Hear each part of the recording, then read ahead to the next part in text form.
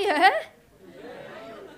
Ah, good to see you. My name's Sian, and as I'm sure you can probably tell by my comfortable shoes, quirky quiff and button-down collar, I am a huge fan of the Great British Bake Off.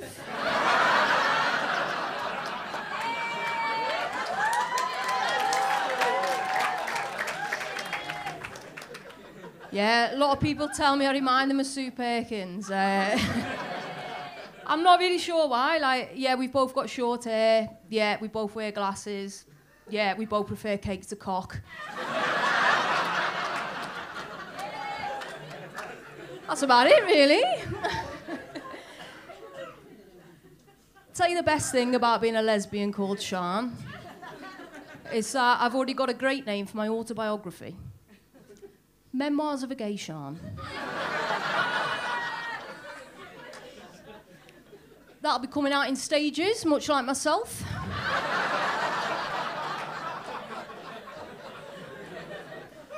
The first book will chronicle my difficult teenage and childhood years. I'll be calling that Teenage Mutant Ninja Lesbians.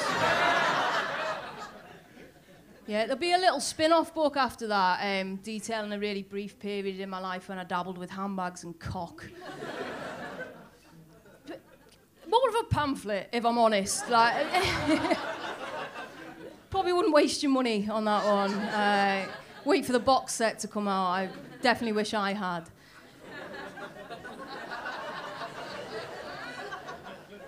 You might have noticed I've come tonight dressed as a 14-year-old boy.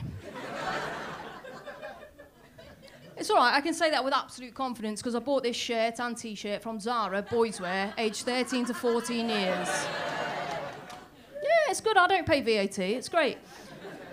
I recently got out of a long-term relationship. I wanted to update my look, and let me tell you, nothing says single and desperate quite like the wardrobe of a 14-year-old boy.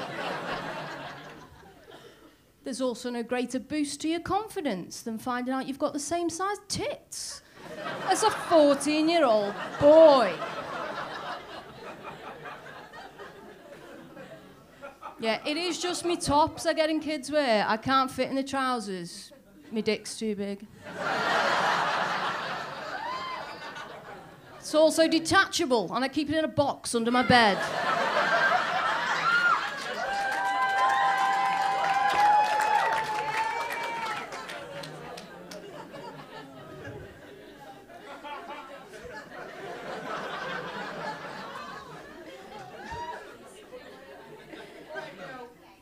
Oh dear. I saw an article the other week in The Guardian online with the headline, "Am I middle class?" Underneath it just said, if you're reading The Guardian and asking yourself that question, of course you are, you fucking quilt. But I don't think it's that simple, because I've read articles in the Mail online. Doesn't make me a racist pensioner. Sorry, have we got some in? None? No? No? Good. Great. Great. See, my problem with class, like, people say I've got a working class chip on my shoulder, but I'd rather have that than a middle class dauphinois. Now, I'm working class, staunchly working class. I just find myself doing twattish middle class things all the time. Like, the other day I went into Greg's. Nothing wrong with that. I came out with a falafel salad. What the fuck is wrong with me? It's ridiculous. Like, I've got nothing against middle-class people. Like, it's fine, you know, if that's what you are, not a problem. But, like, I grew up in Liverpool in the 1980s, and we were all working class then. Like, there was no jobs, there was no money, we all hated the government. My whole family, in fact, my nan, my mum, my Auntie Anne, Auntie Pat, Auntie Jeannie, they were all anti-Thatcher, anti-apartheid, and wearing anti-perspirant deodorant.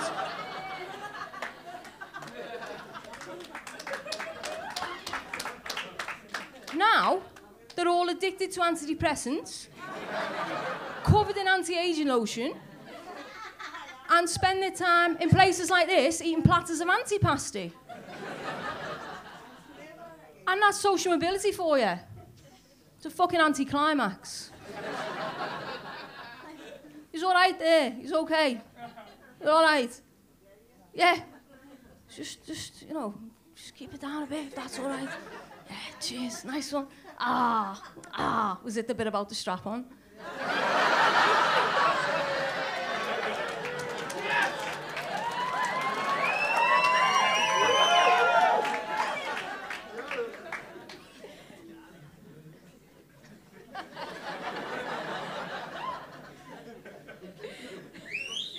She just slid off her chair.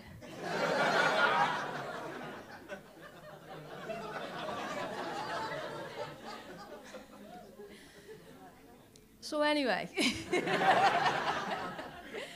no, this thing with class, like, it influences all my decisions. So, like, I wanted to get a pet, and I thought, like, I want to be working class with my decisions. What's the most working class pet you can get? I thought, right, I'll get a dog. I'll get a rescue dog. Had a hard life, been through some shit, all of that. Same as me, yeah? So I did, that's what I did, right? Got myself a dog, give him a good working class name, called him Eddie.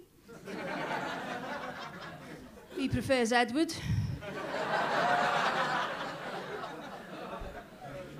He's a lurcher, right? He's a lurcher cross, actually. He's cross with whatever it is that makes your insurance cheaper.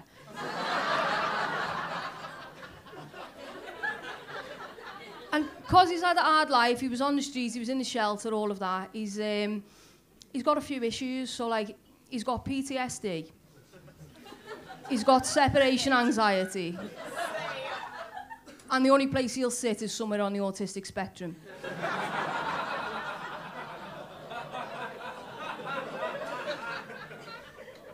So the upshot of all this is I can't leave him on his own for very long. So I'm currently spending £20 a day of my working class wages to send my dog to doggy fucking daycare. So, despite my working class roots, I'm now basically privately educating me dog. This is actually the second daycare he's been to. He got expelled from the first one for fighting. I was made up. Yeah, he had a fight with a beagle called Hugo, who wears a fucking cravat. I didn't know what to do. I called in the office. There was this whole big fucking thing. I was like, well, I thought I'm going to have to punish him. I thought, what would my mum have done if I'd have been expelled from school? She'd have probably grounded me, right? Not really going to work, though, is it? That's it, Eddie. You've been a very naughty boy. You're not going out for a week. Don't give a fuck, mate. I'll just shit all over your house.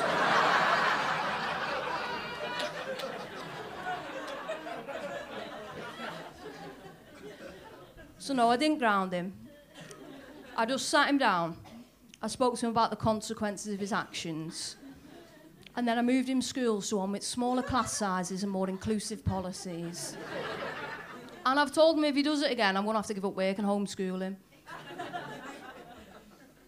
I'll tell you before I go, the worst thing about being gay, did I mention, by the way, I am gay. The worst thing about being gay in 2018.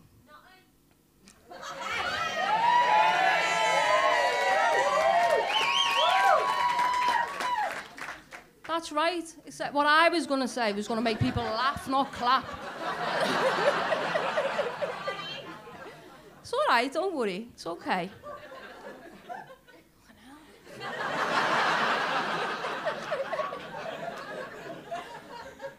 What I was going to say, the worst thing about being gay in 2018, and that really echoes the point, no one fucking cares anymore. Look, yeah, you're all absolutely indifferent towards it. You couldn't care less.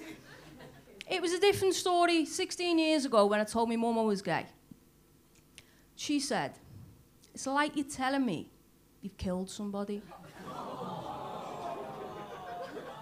I know. Fucking harsh, right? She said, I'll never understand it, but I will pray for you.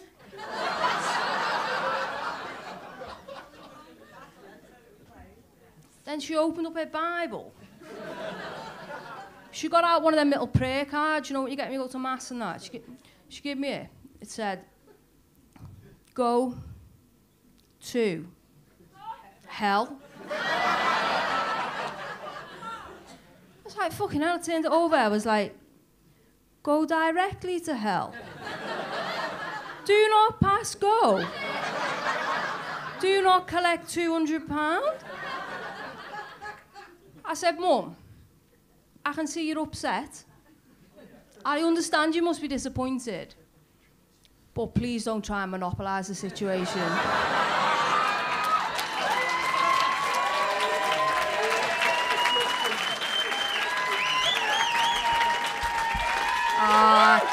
You guys have been brilliant. I'm gonna go now. Give it up for Paul Smith. He's great, isn't he? Nice one. My name's Sian Davies, and in the words of my ex-wife, I'm gonna leave you now.